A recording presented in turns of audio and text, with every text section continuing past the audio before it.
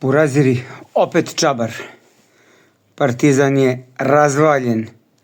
90, 60 nešto, 4, 5, 6, 7, 8. 90 padam u nesvest i tako dalje. Prvu četvrtinu, koliko sam video, ja sam gledao malo na prekide, bio sam na nekoj slavi. Partizan je igrao jako dobro, oni su pratili. Drugu četvrtinu je Partizan igrao takođe dobro i opet neka nada postoji da Partizan može da se nosi sa tim timovima. I onda u trećoj četvrtini samo 6 poena, nigde nas nije bilo.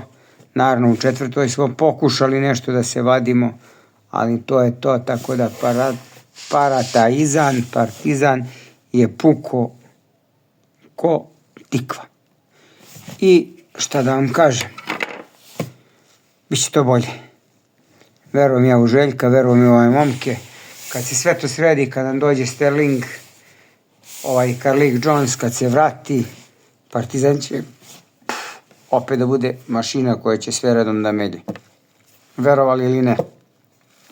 A vi, moji dragi i divni monstrumi, volite Partizan, volite sebe, volite svoju decu i volite gospodara monstruma.